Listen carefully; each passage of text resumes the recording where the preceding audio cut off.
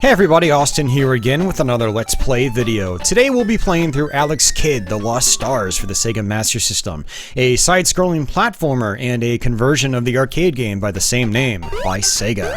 And this is a pretty fun game. I've actually done a Let's Play of this in the past because it's always been a personal favorite of mine on the Master System.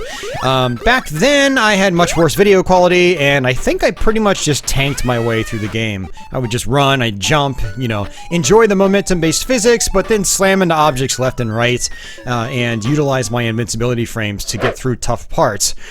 In this playthrough, we're going to try to play a little more skillfully than I did many years ago. We're going to try to actually avoid enemies and try to go through as much of the game unscathed as possible. Now, I am going to take hits. I don't have this game perfectly memorized. There is actually a lot to memorize in this game. If you want to try to say speedrun it or play skillfully, I don't have the whole thing memorized, but I'll talk about, as much of it as I can as we go through this playthrough. But yeah, Alex Kidd: The Lost Stars isn't a particularly challenging game by default because you have a lot of invincibility frames and you have an absolutely massive health bar. And I believe you also get unlimited continues as well. So if you get a game over anywhere on the level, you continue and you just start right back at the very beginning of that stage. You can just try it over and over until you, persevere and push your way through towards to the end.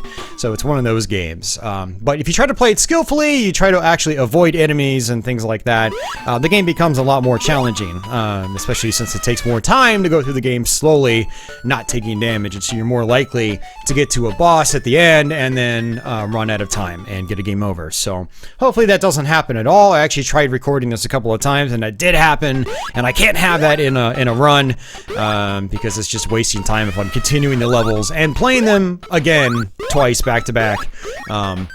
Although we're going to be doing that anyway, at least once, because this game actually loops. It loops once, you go through the game once, and then it loops a second time, and levels become a little more challenging on that second run through. And then after you do that, technically the game is beaten. So yeah, we are going to go through the whole game twice, and I'll talk about the differences in the second loop versus the first one as we go through it. So, but with that, let's go ahead and jump into the game. The miracle ball. So, okay, into our first level right here. We got a couple of different enemies here. We got these little dogs that spell out Bow Wow.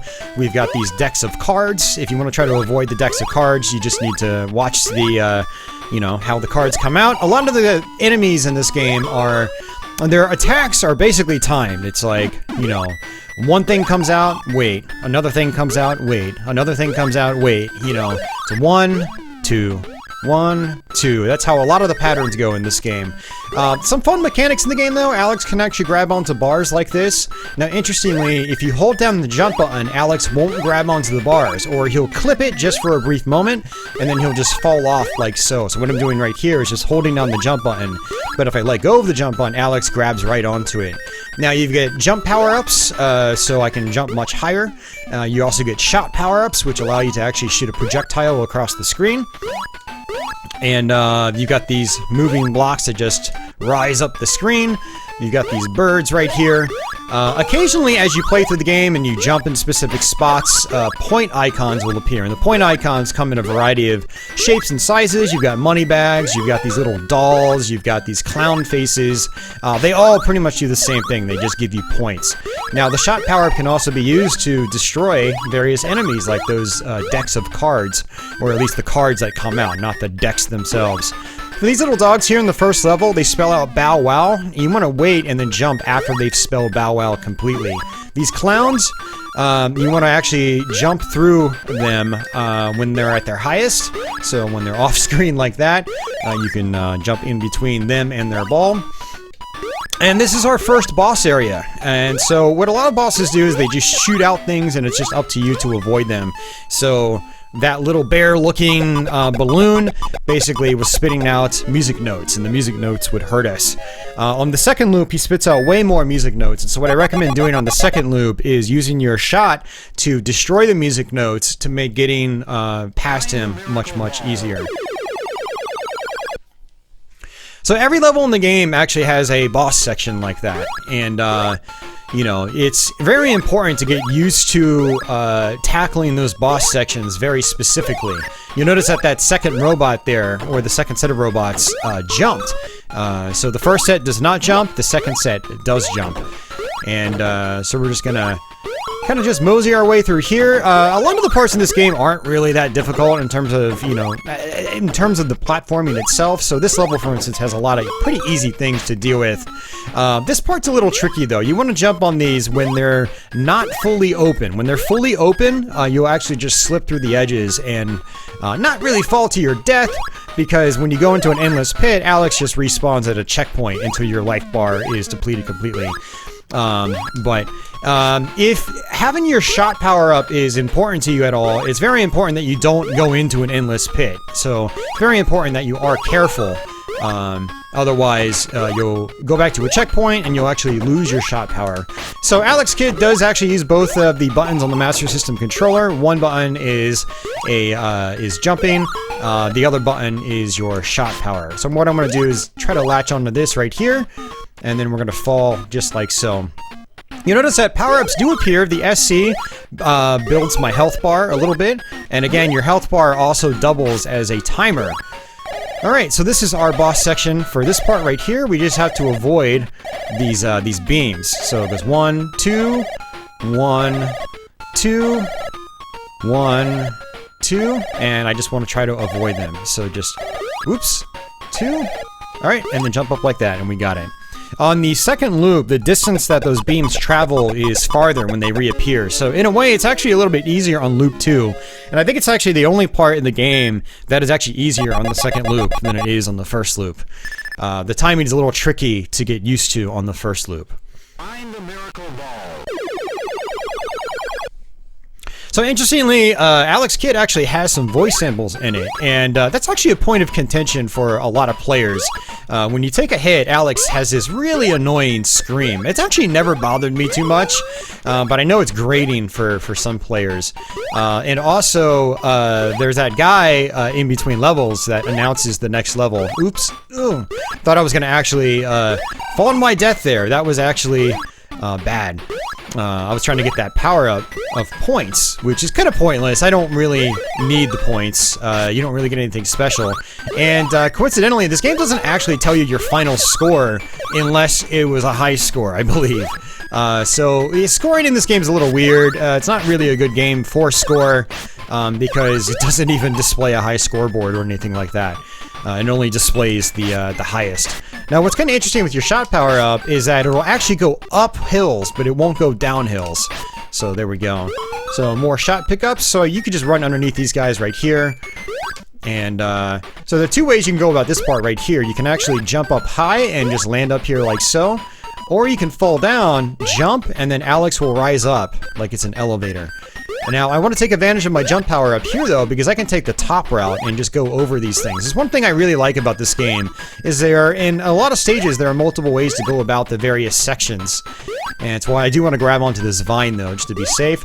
Now, you'll notice that this one eyeball thing, it just constantly bounces back and forth. So you just want to wait for that one, and then just go underneath it. And there's a money bag. Just gives us points, and this is our boss area right here.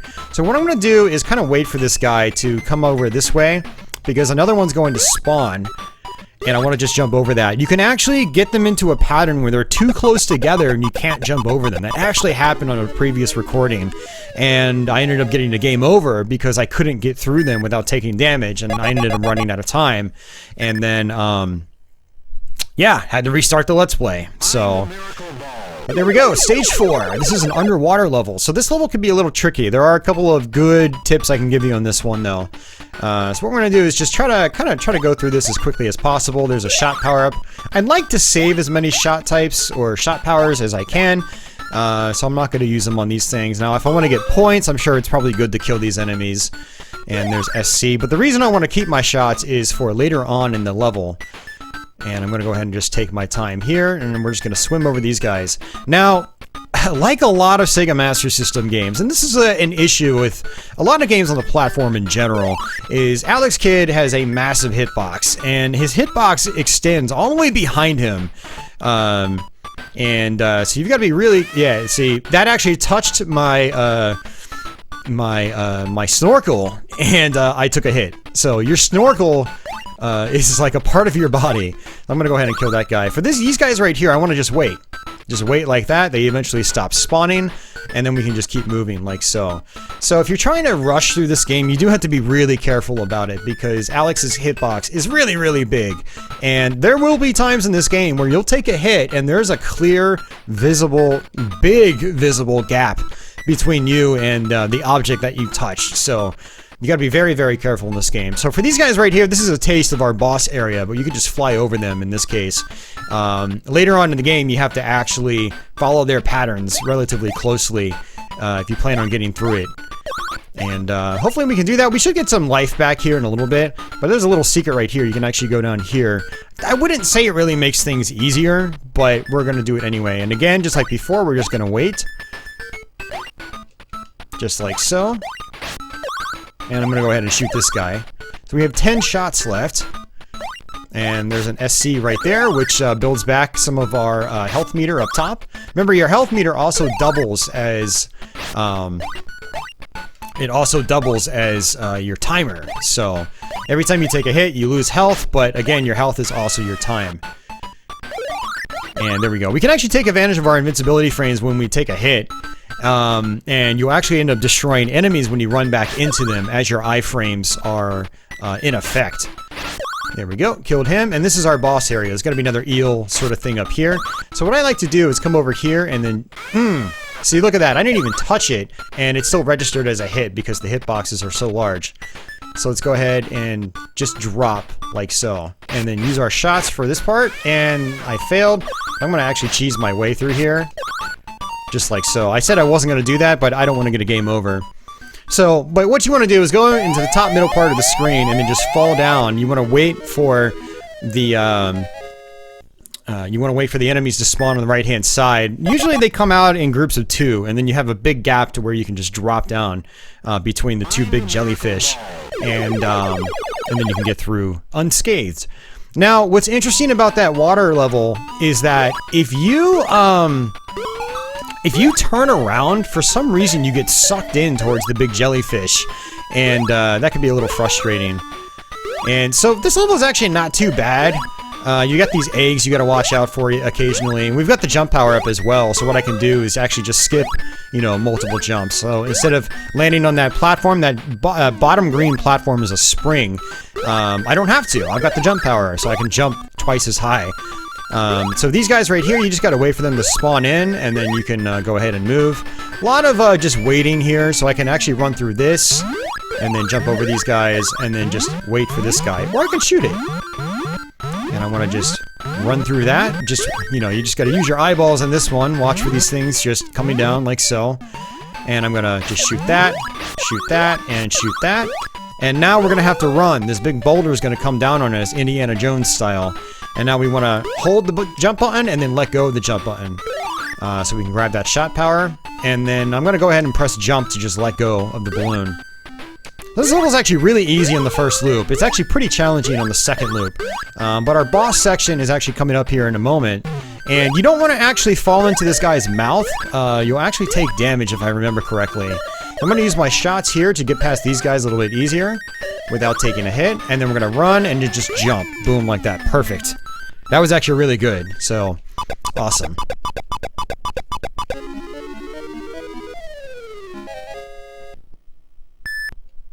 Now, I'm actually kind of curious, like, if the score does actually appear when you beat the game. It might actually give you a final tally, and I just completely forgot. So we're going to find out when we beat this game, if it gives us a final tally. I'm actually kind of curious now.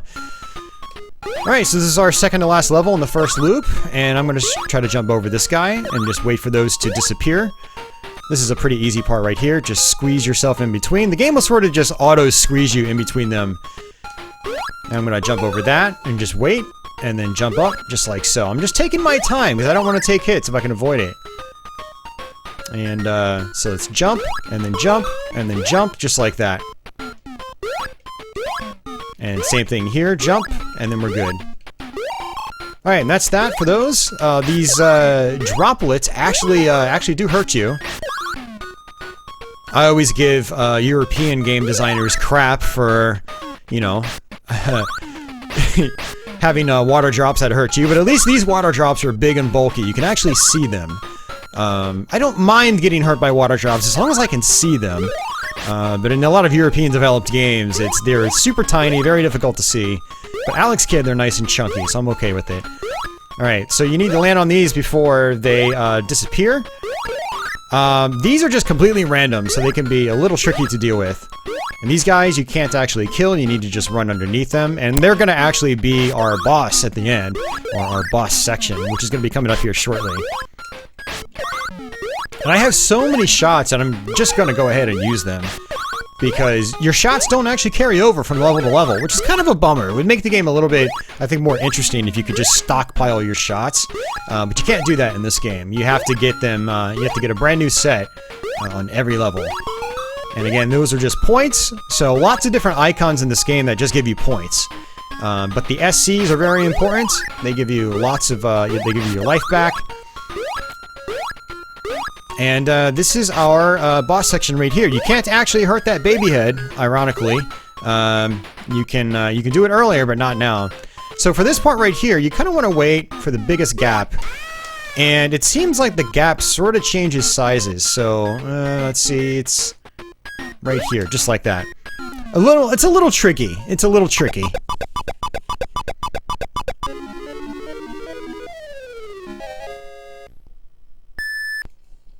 Alright, on to our last stage. The big thing about this last stage here is that you do have these sort of meteors that fall down from the sky, these tiny little rocks.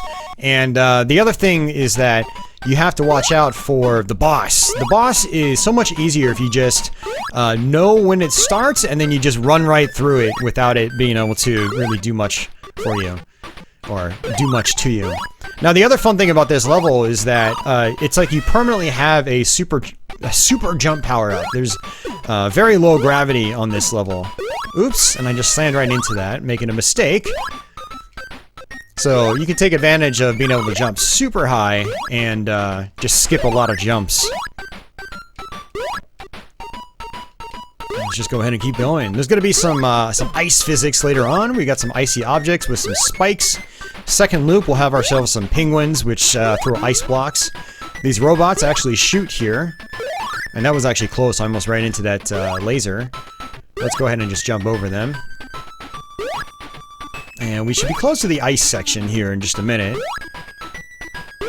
And there are going to be some more moving platforms as well, or appearing platforms.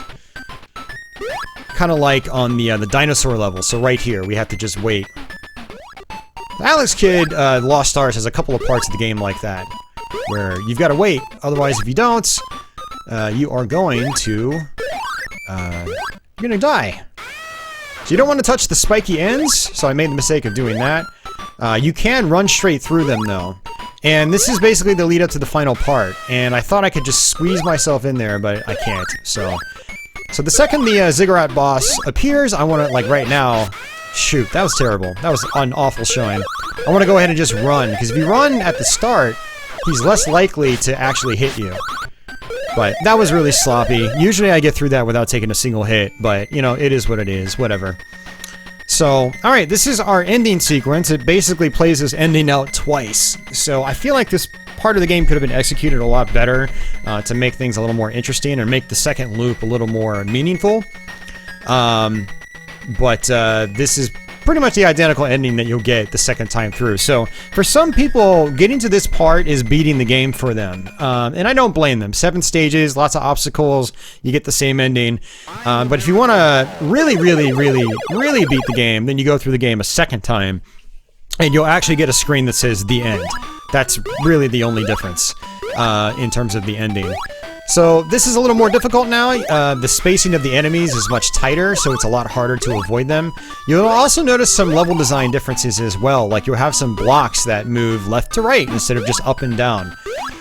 And you have a lot more enemies as well, as you'll see over the course of this playthrough. Again, I don't have a lot of this stuff memorized in terms of, you know, the enemy placements on the second loop. But we've already gotten one little, you know, monorail train up there. So that's a second one, so you can see that we've got more of the enemies on this level already. So there's a third one. Normally there's a fourth one. Normally there's only 1 or 2, I think, on the first loop. We've got more cars. Birds are probably a little more frequent here. And we're just going to go ahead and just take the top route if we can. And just skip a lot of this stuff if we can. And what I'm going to do is actually use my shot types here. Just to get through that a little bit easier. Take it. See, there's this block I was talking about. It's just moving to the left and right. I could even use them right here if I wanted to. Just like that. Unfortunately, I don't think I can actually hurt those clowns. Interesting though, when you try to move to the left in this game, Alex actually has some wind-up.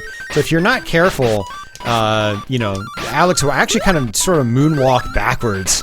He'll actually walk backwards instead of turning around and walking. Alright, so we're going to actually go ahead and use our projectiles here in this part. This part's actually pretty tricky on Loop 2 because he shoots so many projectiles. So I'm just going to use my shot to get rid of them. And it makes this part so much easier. Now, you don't want to touch him as well. You notice that I sort of clipped through him. If I touch any of his eyeballs, then I take some damage and I gotta, you know, I get kicked back to the left-hand side of that screen. That's what's tricky about the boss parts, is that, you know, if you take any hit when the screen stops scrolling, you get kicked back to the farthest left-hand spot on that screen, and you have to try it again. And you definitely don't want to fall down a pit because, you know, again, you lose your shots, and you don't want to lose your shots. So in the first loop, there are only 2 robots there. Now there are 3. And there's going to be a couple more robots here that are actually quite tricky to deal with. Avoiding this guy is really hard. So we're going to go ahead and just avoid that one like that. Because if you try to move backwards, you actually end up on that conveyor belt, and it's extremely difficult trying to walk underneath him while you're trying to also, you know, mitigate conveyor belt physics. And so we'll just jump it up here. And this guy just shoots, and then, oops, took a hit. I was a little too fast there. Alright, so we're gonna wait for these ones to close, and then just fall down like that. One of the nice things about Alex Kidd, The Lost Stars, is that, and Miracle World was like this as well, is when you fall off a platform, oh, you've got to be kidding me, right as I was trying to explain it. As you fall off a platform, you can kind of, you know, you'll keep moving in the air a little bit, as long as you've got good momentum. If you don't have good momentum, it doesn't seem like Alex does a whole lot of air movement as, you know, you're falling off the platform. So do that at your own risk. But there are parts in the game, and you've already seen me do it a couple of times, where I can just keep running off a ledge, kind of like that, and Alex will just keep moving to the right, which is nice. And I can't actually jump over that without the jump power-up. But we're actually getting close to the quote-unquote boss section of this level. Which again, like I said before, is going to actually be a little bit easier than it is normally. Go ahead and just press jump to let go, and then jump up again. And he didn't latch on. I had let go of jump, and Alex did not latch on. So that's some of the jankiness I had kind of mentioned earlier. There is some jankiness to this game, where some of the mechanics just don't work correctly 100% of the time. And you just kind of get used to it in this game, and usually when mechanics don't work, it's at very specific parts, and this is one of those specific parts where it just doesn't seem... I did it again. It just did not work. There are very specific parts where it just consistently will not work for one reason or another. It worked in my first loop, but now it's not working on my second loop, so extremely frustrating stuff. But you learn to kind of just deal with it. So I'm going to actually try something different here and just jump over like that. That's probably the better way to do it. It's probably a lot more consistent. And we're nearing our end part right here. So look at how much farther they're going across the screen. It actually makes it a little bit easier to get past them, just like so. So again, we did it without taking damage, which is good. And I didn't mention, but that's Opa Opa from Fantasy Zone. Another classic arcade and Master System series. The first 2 Fantasy Zone games in particular are some of my favorite Sega Master System games. I have full playthroughs of both of those on my channel, although I'm probably going to have to revisit those in the future. You know, to do updated Let's Plays of them. Because again, a lot of these Master System Let's Plays I did were, you know, 2013, 2014, you know, around there, where I was still just using composite inputs, which do not translate to YouTube very well. Yes. So, right now I'm using my Genesis with RGB, going into an XRGB Mini FrameMeister upscaler, and so we get much more crisp video quality as a result. And this, plant is still in the same spot, same with that guy. shaky booty guy, crapping out skulls for some reason. Don't really know why. I don't think anyone knows why. One thing about Alex Kidd The Lost Stars is that it is very out there. I mean, any Alex Kidd game is kind of out there, but this one in particular I think is the most out there. And it's one thing that kind of gives it its charm, if you ask me. It's just so goofy.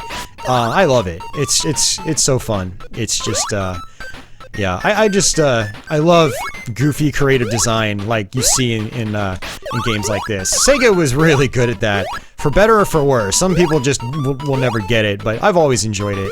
I always enjoy some fantastical, goofy stuff. And so I'm gonna go ahead and try to destroy these projectiles.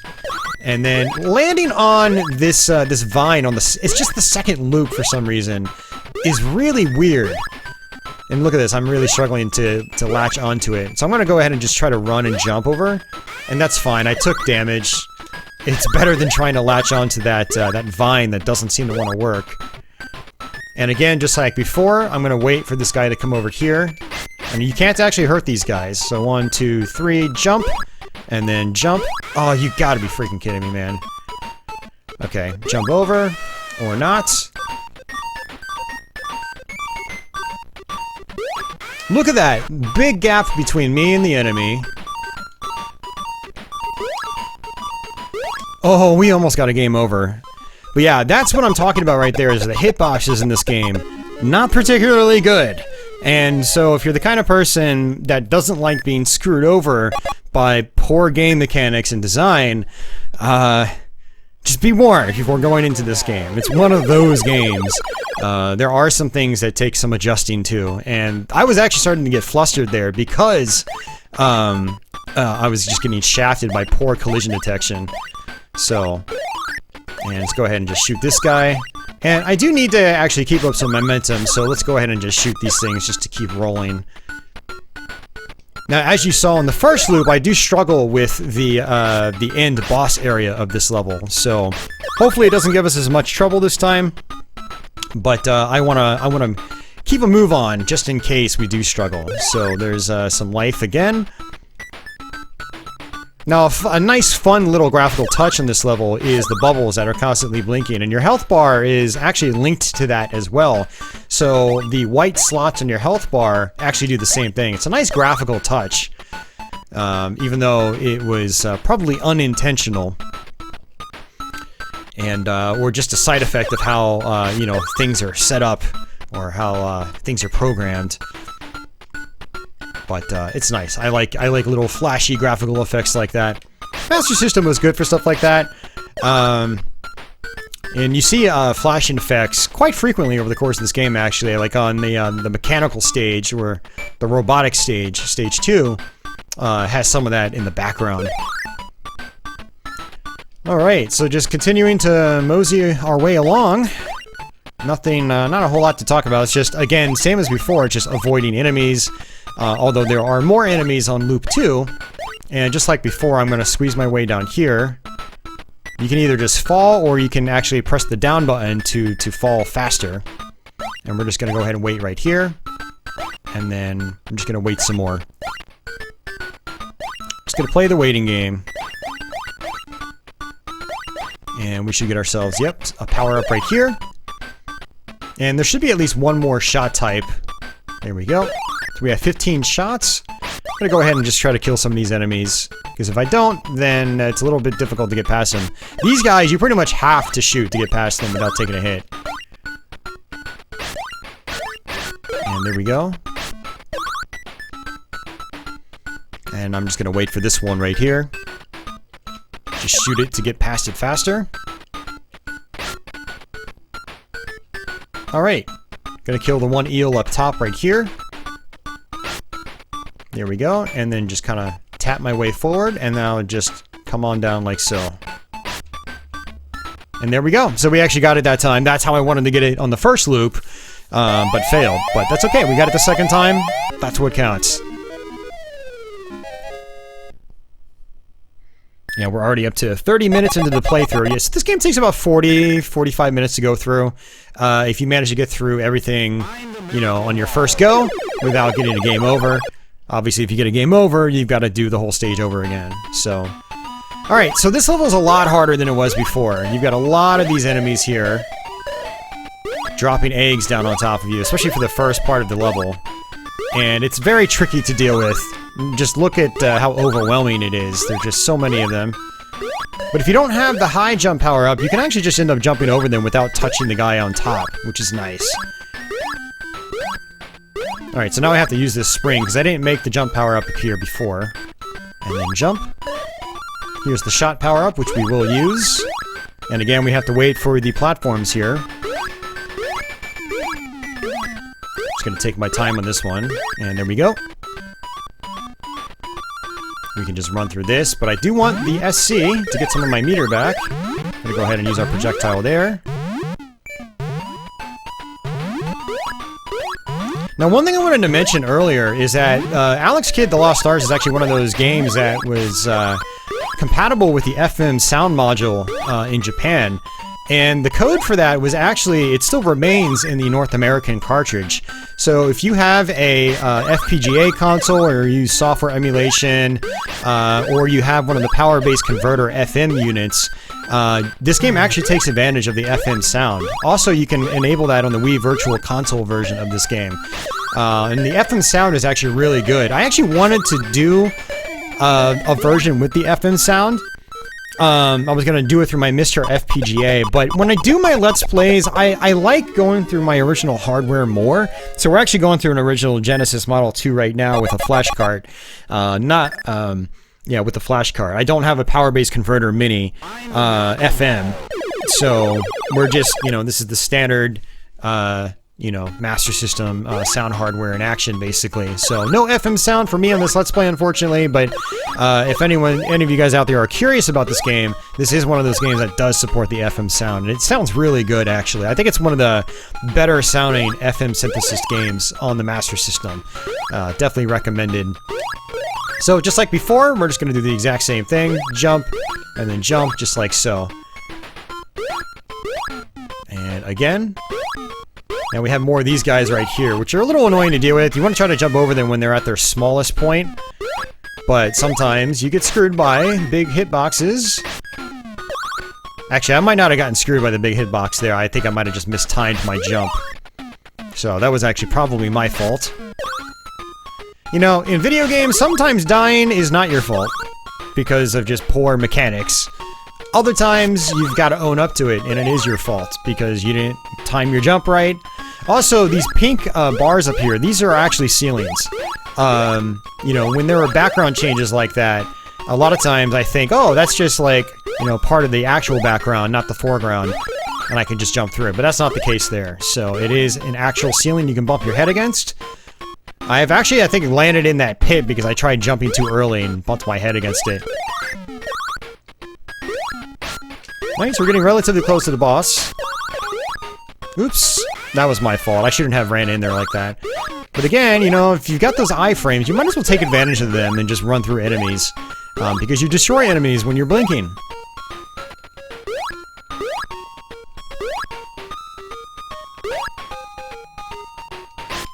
Alright, some more health meter. And the game's being really generous with shot types right now as well. I've got 45 shots on hand, although I'm not going to need them. Because, boss. Alright, and just like before, I'm going to wait for the biggest gap, which should probably be right here, and got it. First try. Awesome. It actually feels really good to get those in your first try, because remember, when you take a hit, you despawn and then respawn at the farthest left-hand part of the screen, which is tricky.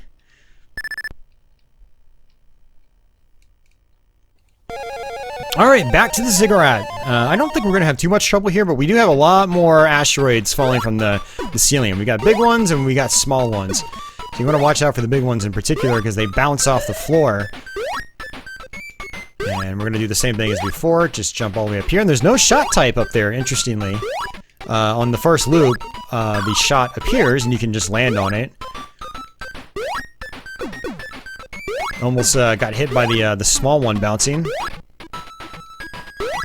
And some meter back, which is good. Only 2 blocks, but 2 blocks is better than nothing. And I'm going to go ahead and just jump over this guy completely. More robots. The great thing about the low gravity here is you can just jump extremely high and just completely ignore them for the most part. Okay, we got a shot, which is great. I just don't want to land into a pit now. If I do that, then I'll end up losing my shot, and I really want my shot for the boss. And I'm just taking my time as well. Again, we have to wait right here. So there we go, and we got some more meter back, which is awesome. This level is actually going fairly smoothly, all things considered. I've actually avoided a lot of enemies here. We got some penguins now. The penguins are really frustrating to deal with. Their ice blocks just constantly push you back. The physics are really weird in this game, in certain ways. The penguin ice blocks are an example of that. I'm gonna go ahead and just wait and time this, and now we're gonna have to just build up speed because I want to get through this boss here. Oh, messed up again. And let's see if I'm gonna take a hit. Yep, took a hit just like before.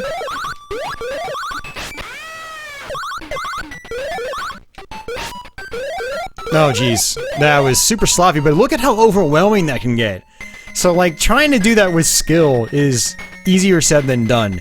That's Alex Kidd the Lost Stars for you, really. I mean, some parts are, you know, it's very easy to do skillfully. Other parts, it's very difficult to get through unscathed. But that's it. We just managed to do it. Second loop. That is the entire game of Alex Kidd the Lost Stars. No second difficulty outside of the second loop. No, like, ultra hard mode or anything like that. Nothing extra on the ending aside from game over. And, I don't even think it displayed my score. I'm gonna have to go back to the footage because I was looking at my audio track feed instead of looking at the gameplay screen. But that is it, guys. Alex Kidd the Lost Stars for the Sega Master System. For those of you guys that have been around on my channel long enough to have seen the first Let's Play of this, hopefully you guys enjoyed watching it again, and with some tips and tricks and things like that, and better video quality and whatnot. On a future Sega Master System stream, I'll play it again, but I'll do it from the Mr. FPGA, which has the FM sound support. So we'll actually, what I think I'm going to do is do a Sega Master System FM sound stream. So we'll just play all the games that have FM sound on the Sega Master System, which will be fun. So stay tuned for that. Maybe in the next couple of months we'll do that. I'll add it to my list of things to do. So yeah, watch out for that. For everybody new to my channel, hopefully you learned something from this video, or at least hopefully you enjoyed the video, regardless whether you're looking for tips or not. I know there's a lot of people out there watching my channel, and a lot of people that discover my videos through nostalgia from Master System games and stuff like that. So, you know, hopefully the video was at least a trip down memory lane for some of you guys out there. So, but yeah, that's Alex Kidd the Lost Stars. Really fun game. I do recommend it if you're a fan of simplistic platformers. Despite some of its jankiness, it's still one of my favorite games on the system because it's a very relaxing playthrough for the most part. You know, it's a little more stressful if you try to do it without taking damage, but if you're just like running and jumping, it's fun. You know, even if you take a hit, you can just keep going and just, you know, cut right through enemies with your invincibility frames and whatnot. And it's just a good time. Very colorful game. Very creative game, in my opinion. So, definitely a Master System game worth checking out. If you haven't played it, or if you're not too familiar with platformers on the system. So, but yeah, that's gonna do it for me, guys. Hope you enjoyed this one. If you're new to my channel, be sure to subscribe. I've got a lot of Let's Plays here and many, many more to come. For everyone already subbed, thank you for your continued support.